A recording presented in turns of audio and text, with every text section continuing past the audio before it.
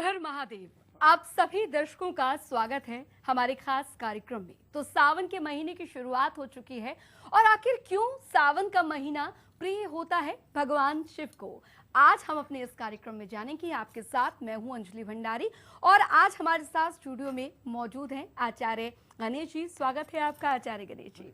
तो चलिए आज हम जानते हैं कि आखिर सावन का महीने के क्या कुछ महत्व होते हैं। इस महीने में जो सोमवार पड़ते हैं उसमें उपवास रखने का क्या कुछ महत्व होता है और कैसे करें आप भगवान शिव की पूजा, ये सब हम जानेंगे आचार्य गणेश जी से। लेकिन उससे पहले आपको एक रिपोर्ट दिखाते हैं कि आखिर ये सावन के महीने का क्या महत्व होता है और कैसे आप महादेव शिव की पूजा अर्चना इस महीने में अगर करते हैं, इस महीने के हर सोमवार में आप करते हैं तो किस तरीके से आपको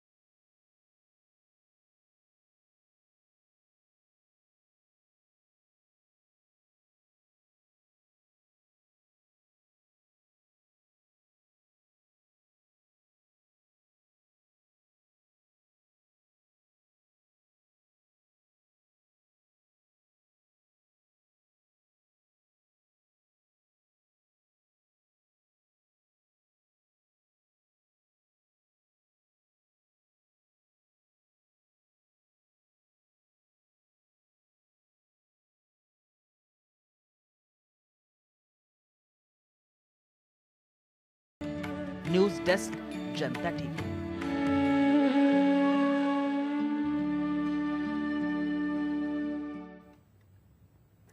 तो आपने ये रिपोर्ट देखी और समझा कि आखिर क्यों प्रिय होता है सावन का ये महीना महादेव शिव को। आचार्य गणेश जी हैं, उनसे हम जानते हैं कि सावन का जो ये पवित्र महीना है क्या कुछ इसका महत्व होता है और आखिर सावन का ये महीना महादेव शिव को इतना ज्यादा प्यारा क्यों होता है। आचार्य गणेश जी, सबसे पहले हम यही जानना चाहेंगे, हमारे दर्शक भी बड़े उत्सुक हैं कि जो सावन का ये महीना है इतना प्रिय यही महीना क्यों होता है महादेव शिव को और क्या कुछ महत्व होता है सावन के महीने का और खासकर इसमें पड़ने वाले सोमवार का। हर हर महादेव। जो 12 मास हैं, हर मास के एक एक अधिष्ठाता होते हैं, देवता होते हैं। तो जो श्रावण मास है उसके जो अधिष्ठाता हैं वो महादेव शिव हैं जी। महादेव शिव के लिए हर युगों के हिसाब से जो भगवान की महिमा अलग है जी। जैसे त्रेता युग में ब्रह्मा जी की आराधना किया जाता था, द्वापर आदि में यज्ञ आदि होते थे। तो कलयुग के लिए कहा गया है कि कलो चंडी महेश्वर जी। कलयुग के लिए जो है माँ दुर्गा और महादेव शिव, इनकी जो आराधना है जी। वो सभी मनोवांछा को, सभी आपकी इच्छाओं को पूर्ण करने वाला कहा गया है। उसमें भी तो आप किसी भी दिन पूरे साल जो है आप महादेव शिव की आराधना करें, शिवलिंग पे जल चढ़ाएं।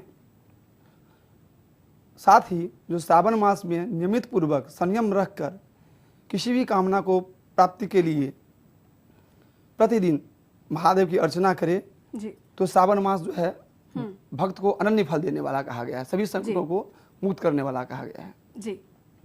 बिल्कुल, तो महत्व आपने जान लिया, लेकिन किस तरीके से आप उपवास के दौरान पूजा अर्चना कर सकते हैं ताकि महादेव शिव आपकी मनोकामना को पूर्ण करे। आप आचार्य जी ये बताइए कि किस तरीके से जो पूजा अर्चना है उपवास के दौरान, खासकर जो ये सोमवार पड़ रहे हैं, 4 बताए जा रहे हैं कि 4 इस सावन के सोमवार पड़ रहे हैं, तो किस तरीके से उपवास के दौरान पूजा अर्चना की जानी चाहिए? जो सोमवार है, जैसी तरीके से महीने का अधिष्ठाता होते हैं, उसी तरीके से दिन के भी इष्ट होते हैं जी। जैसे रविवार के भगवान भास्कर सूर्य जी हैं, उसी तरीके से जो सोमवार है इसको चंद्रवास भी कहा गया है। इनके जो स्वामी हैं वो साक्षात महादेव हैं। इसीलिए सभी दिनों में जो है सोमवार का व्रत प्रत्येक व्यक्ति को श्रावण मास में करना ही चाहिए। और ऐसे अपने सनातन धर्म में लोकोक्तियां हैं कि लोग जो हैं 16 सोमवार के व्रत बिल्कुल करते हैं जी। तो 16 सोमवार के व्रत भी बहुत सारे लोग जो हैं इसी श्रावण के सोमवार से प्रारंभ करते हैं। तो सोमवार के दिन में जो आप व्रत करते हैं तो सबसे पहले इसमें जो है सोमवार के व्रत के समय में सुबह में उठ के स्नान आदि कर लें जी। बिल्व पत्र की व्यवस्था रविवार को ही कर लें क्योंकि सोमवार को बिल्व पत्र तोड़ना निषिद्ध है। साथ में दूध, दही, घी, शहद, शक्कर, गंधोदक आदि सामग्री को लेकर जो है शिवालय में जाएं और विधि पूर्वक जो है पहले दूध से स्नान कराएं, जल आदि चढ़ाने के बाद, उसके बाद में दधी से, उसके बाद में घृत से, फिर शहद से, फिर शर्करा से, फिर पंचामृत जो बना हुआ है पंचामृत से स्नान कराएं और उसके बाद में भगवान को भोग लगाएं जी। और यथा संख्या ओम नमः शिवाय जो महादेव का महामंत्र है जिसका शिव पुराण में अद्वितीय वर्णन है कि महादेव को इनसे बड़ा प्रसन्न करने के लिए कोई मंत्र नहीं है, उसको यथा संख्या जाप करें जी। तो ये करने से जो है महादेव 4 सोमवार के अंदर में ही व्यक्ति जो अपने सामान्य स्थिति में जो भी इच्छा होती है उस चीज में उनको फल की प्राप्ति बहुत शीघ्र मिलता है। जी बिल्कुल आचार्य गणेश जी, लेकिन कहा जाता है कि इस महीने में कोई भी जो शुभ कार्य है वो करना उचित नहीं होता है, शुभ कार्य करने से लोगों को बचना चाहिए इस महीने, खासकर ऐसा क्यों? ऐसा इसमें जो इसलिए कहा गया है क्योंकि आषाढ़ मास के शुक्ल पक्ष के एकादशी तिथि को भगवान विष्णु शयन अवस्था में आ जाते हैं भूलोक के लिए जी। तो उसके बाद में जो शुभ कार्य कहा गया है उस शुभ कार्य में सिर्फ विवाह, नूतन गृह प्रवेश, मुंडन, यज्ञोपवीत आदि को शुभ कार्य मना है। इसके अलावा जो है जितने सारे कार्य हैं वो सभी कर सकते हैं। खास करके महादेव का जो शिव पुराण का जो वाचन है, सुनना, श्रवण करना, सुनाना, कथा करना और महादेव के जो यज्ञादि हैं ये इसमें श्रावण में खूब अच्छे फल देने वाले कहे गए हैं। बिल्कुल, तो आपने ये जाना कि आखिर ये महीना जो है वो भगवान शिव को इतना क्यों प्रिय होता है, साथ ही आपने ये भी जान लिया कि आखिर किस तरीके से आप जो पूजा अर्चना है महादेव शिव की वो कर सकते हैं। लेकिन आपको दर्शकों मैं एक बात बता दूं कि महादेव शिव को ये महीना प्यारा भी होता है और अपने भक्तों से भी वो इतना ही प्यार करते हैं।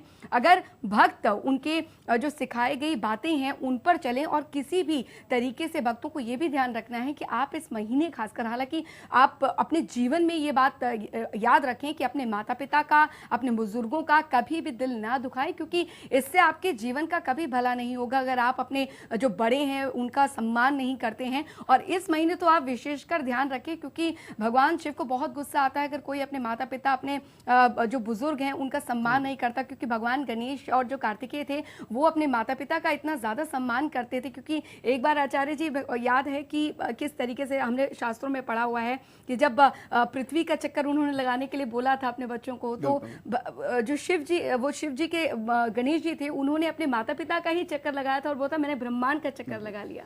इसके बारे में बहुत रामायण में भी जो है उद्धृत है जी कि एक बार शिष्य अहंकार बस जब गुरु जी मंदिर में आते हैं तो वो महादेव का जप कर रहा था जी। और महादेव के आने के बाद उसने गुरु को नमस्कार नहीं किया तो गुरु ने उसे श्राप दे दिया। ऐसा भी उत्तरकांड में चर्चा आता है जी। तो जो नियम का विरुद्ध कार्य करता है महादेव उसे तत्क्षण दंड देते हैं ये प्रकृति के द्वारा दंड मिलता है। जी। तो इसीलिए सबसे पहले जो माता पिता और गुरु, इनकी तो जो सेवा है जी। वो होना ही चाहिए, क्योंकि कोई भी धर्म जो है, सबसे पहले जो हमें धर्म का है कि धारयति इति धर्म, जो धारण करने योग्य है वही धर्म है। तो धारण करने योग्य जो है वही है सत्य है, क्षमा है, दया है, सेवा है, परोपकार की भावना आदि जो है, इन सब का विशेष रूप से ध्यान रखने के बाद में सात्विक भोजन और सात्विक विचार के साथ में जो हम धर्म करते हैं जी। वही, उसी से शिव जी प्रसन्न होते हैं। जी, ठीक है। बिल्कुल आचार्य गणेश जी, लेकिन कई लोगों के जहन में ये सवाल भी होगा, क्योंकि आपने बताया कि अगर किसी की शादी नहीं हो रही है तो खासकर इस महीने के जो सोमवार होते हैं, 16 सोमवार का जो व्रत रखती हैं जो कुंवारी कन्याएं हैं, लेकिन दाम्पत्य जीवन में भी कई बार ऐसा होता है कि कई इस तरीके के मोड़ आते हैं जब कुछ भी सही नहीं चल रहा होता, घर में कलह ज़्यादा होती है। तो ऐसे में इस महीने कहा जाता है कि जो शादीशुदा लोग हैं वो भी अगर ये व्रत रखें तो घर में सुख शांति और सुख में दाम्पत्य जीवन की शुरुआत होती है। महादेव की मैं पहले ही बोला हूँ कि कलो चंडी महेश्वर, महादेव की जो उपासना है वो पारिवारिक जीवन में, दाम्पत्य जीवन में हर प्रकार से सुख देने वाला है। विशेषकर जो सावन मास के कुछ जैसे सोमवार दिन हो गया, उसी तरह तिथियां का भी इसमें वर्णन है जी। कि अष्टमी और चतुर्दशी, इनके जो स्वामी हैं वो शिव जी हैं। तो अष्टमी और चतुर्दशी को महादेव की अर्चना करने से तात्काल फल मिलता है जी। उसके बाद जो है शिव पुराण में वर्णन है आपका प्रदोष व्रत का। जी। ये सावन मास में जो है 2 पक्ष में, कृष्ण पक्ष और शुक्ल पक्ष, सायंकाल में जब त्रयोदशी तिथि हो, खास करके ये एकादशी उपरांत द्वादशी में ही अक्सर हो जाता है। सो उस तिथि में जो है महादेव का रुद्राभिषेक करने से या सोमवार को रुद्राभिषेक करने से, या बहुत ऐसे भक्त जन हैं जो 30 दिन रुद्राभिषेक वैदिक ब्राह्मणों द्वारा करवाते हैं जी। तो ये जो रुद्राभिषेक है वो अन्य फल को देने वाला है। और जो सामर्थ्य के अभाव के कारण या समय के अभाव के कारण रुद्राभिषेक नहीं कर सके, वो प्रतिदिन महादेव को जो है वही पंचामृत से स्नान कराएं और 1 महीना में 1.25 लाख ओम नमः शिवाय का जप का संकल्प लें और इन तिथियों में महादेव की पूजा अर्चना करें। तो खास करके जो पति पत्नी के बीच में जो संबंध, अनुनासिक संबंध है, उसमें यदि संबंध विच्छेद की स्थिति आ गई हो जी। तो ऐसे स्थिति में जो जल आदि चढ़ाने से, महादेव के ओम नमः शिवाय का जाप करने से, शुभ पुराण का पाठ करने से निश्चित रूप से महीना के अंदर में ही जो जिनके बुद्धि में कमी होती है, जिस कारण परिवार टूट रहा हो, तो निश्चित रूप से उसके महादेव के पास से उसके बुद्धि में परिवर्तन होता है और वो व्यक्ति दाम्पत्य जीवन में, पारिवारिक जीवन में स्थिरता की ओर। जी। आचार्य गणेश जी, आपने पूजा के बारे में तो बताया कि किस तरीके से पूजा अर्चना करनी चाहिए, क्या कुछ विधि विधान है। एक सवाल मैं और ज़रूर पूछना चाहूँगी और ये हमारे दर्शक भी सोच रहे होंगे कि आखिर जब उपवास रखा है और पूजा अर्चना करनी है, क्या कोई शुभ मुहूर्त भी होता है? क्योंकि अक्सर कई लोगों को, जो नौकरी पेशा लोग हैं, वो सोचते हैं कि अभी हम नौकरी पे हैं तो हम पूजा अर्चना कैसे करें, उपवास हालांकि रखा है, लेकिन क्या कोई शुभ मुहूर्त भी है या आप पूजा अर्चना कर सकते हैं? ऐसा कोई वो नहीं है, टाइमिंग की बाधा नहीं है कोई? सामान्य जीवन में जो भी अर्चना और पूजा है वो आप समय के अनुकूल कभी भी कर सकते हैं जी। और खास करके महादेव के लिए तो कहा गया कि महादेव का जो पूजन है वो भोजन उपरांत भी स्नान करके आप कर सकते हैं। और जो भगवान विष्णु की पूजा के लिए है कि आप बिना भोजन के ही करना पड़ेगा, लेकिन जो महादेव की पूजा है वो भोजन के उपरांत भी आप स्नान करके कर सकते हैं। और मैंने बतलाया है कि प्रदोष का जो समय है वो बहुत उत्तम समय है और कोई भी कामना पूरक जो है आपको यदि स्थिर लग्न में किया जाए तो सबसे शुभ है। ज्योतिष के अनुसार जो है वृष लग्न, सिंह लग्न, वृश्चिक लग्न और कुंभ लग्न, ये जो 4 लग्न हैं उसे स्थिर लग्न कहा गया है। तो इस समय में जो स्थिरता के प्राप्ति के लिए, जिस चीज़ में हमको स्थिरता हो, गृह में स्थिरता चाहिए, धन में स्थिरता चाहिए, उस सब के लिए जो है उस लग्नों का है कामना पूरक करना चाहिए। खास करके इसमें संभव हो तो महामृत्युंजय मंत्र के जाप से आप अपनी सभी कर्मों को, सभी अभिष्टों को शीघ्र प्राप्त कर सकते हैं। वो स्वयं भी शुद्ध पूर्वक जप करें या योग्य ब्राह्मणों के द्वारा उनका अनुष्ठान करवाएं तो ये बहुत ही अनन्य फलदायक है। बिल्कुल आचार्य गणेश जी, लेकिन अगर बात सावन के सोमवार की जाए और सावन की जाए खासकर, तो बहुत ही अनोखे संयोग में इसकी शुरुआत हुई है, ये भी आपसे जानना चाहेंगे, क्योंकि चंद्र ग्रहण था और उसके अगले दिन से सावन की शुरुआत हो गई है। हाँ, ये जो इस बार चंद्र ग्रहण हुआ है, ये सदी का सबसे बड़ा चंद्र ग्रहण रहा जी। तो इसलिए इस समय में प्रायः ज़्यादातर लोग इसी बहाने से 4 घंटा रात्रि समय में महादेव का उपासना भी किया, चंद्र ग्रहण के समय में चंद्रमा का उपासना किया, या अपने अपने कामना के हिसाब से लोग अर्चना किया जी।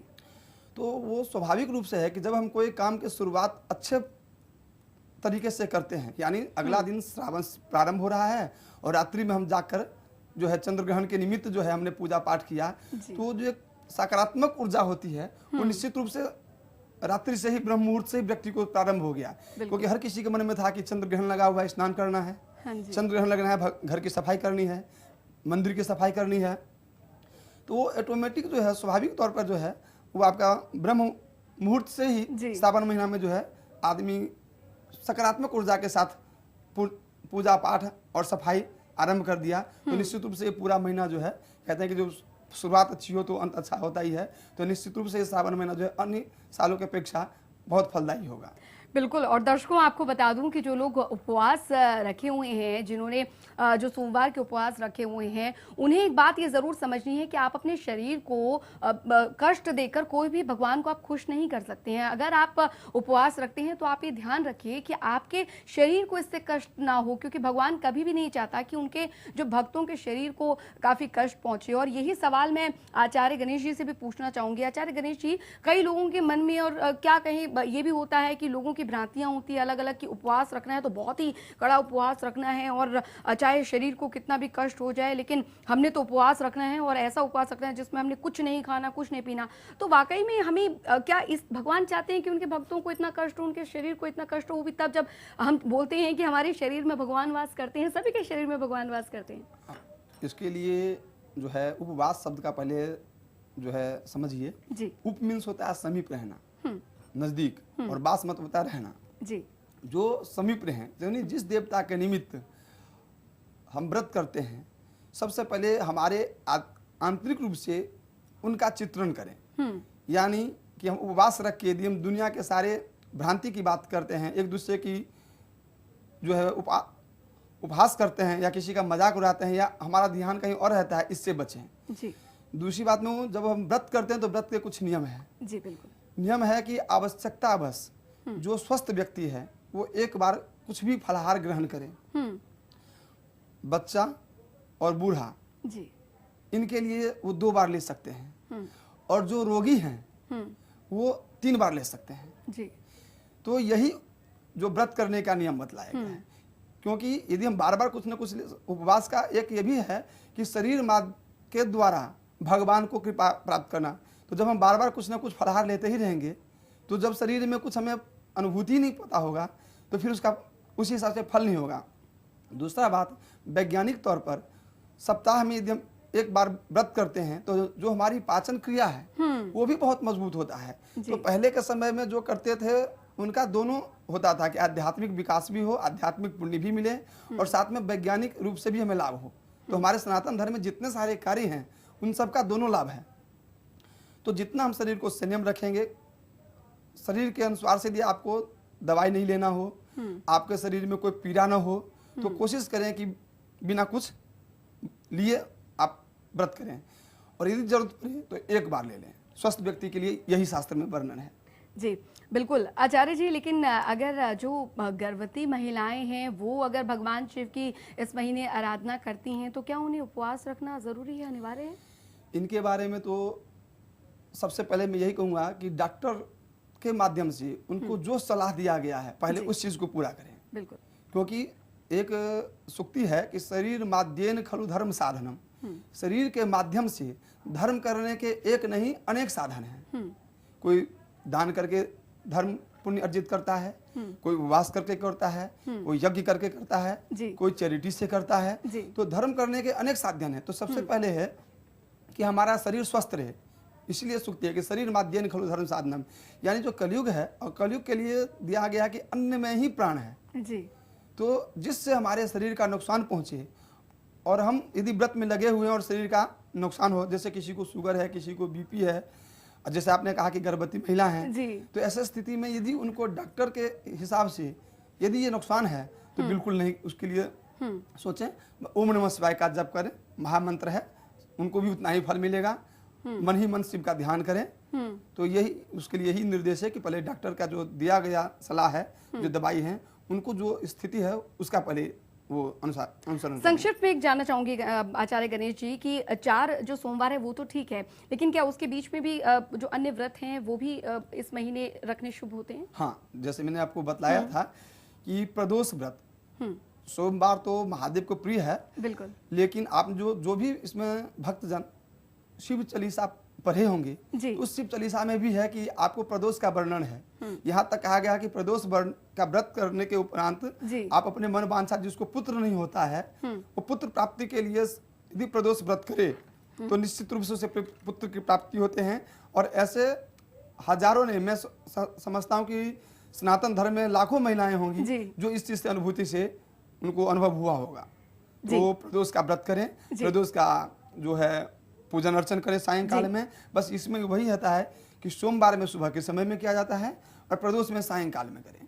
जी, चलिए, बहुत बहुत शुक्रिया आचार्य गणेश जी, आप हमारे स्टूडियो में आए और आपने हमारे दर्शकों को इस बारे में बताया कि महादेव शिव की पूजा अर्चना कैसे करें, इस महीने सावन के महीने का क्या कुछ महत्व होता है, क्या ध्यान रखें, क्या करना चाहिए, क्या नहीं करना चाहिए। लेकिन मैं आपसे एक ही बात कहूंगी कि भगवान शिव तभी प्रसन्न होते हैं जब आप अपने बुजुर्गों का सम्मान करेंगे। और भगवान शिव की अगर आप आराधना कर रहे हैं तो बात ही क्या, फिर तो आप ये समझिए कि आपके जीवन के सारे कष्ट जो हैं वो दूर हो जाएंगे, आपकी तमाम जो सिद्धियां हैं वो पूरी हो जाएंगी। और आप भगवान से जो भी, क्योंकि भगवान शिव के बारे में यही कहा जाता है कि उन्हें क्रोध एकदम से नहीं आता, जल्दी नहीं आता, लेकिन अगर उनके भक्त अच्छा कार्य कर रहे हैं, दान पुण्य कर रहे हैं, तो वो अपने भक्त पर इतनी कृपा बरसाते हैं कि उसका जो जीवन है, आप मानिए जीवन जो है सफल हो जाता है। और इस सावन के सोमवार में ये कहा गया है कि अगर आप इस सावन के सोमवार में व्रत रखते हैं तो आपकी कितने सालों की जो सिद्धियां हैं वो पूर्ण हो जाएंगी। इस तमाम देवी देवताओं के व्रत जो है, जो उनसे मिलने वाली गुण है वो आपको मिल जाएंगे। तो अंत में आपसे यही कहेंगे कि आप भी सावन के सोमवार में भक्तिमय रहिए, हर हर महादेव आप गाइए और साथ ही साथ भगवान शिव की भक्ति करिए, क्योंकि भगवान शिव जो है वो हर किसी अपने भक्तों का इतना ध्यान रखते हैं कि शायद आप का जो जीवन है वो सफल हो जाएगा। और चलिए, इस कार्यक्रम में, इस खास कार्यक्रम में अभी के लिए फिलहाल इतना ही, मुझे दीजिए इजाजत। हर हर महादेव।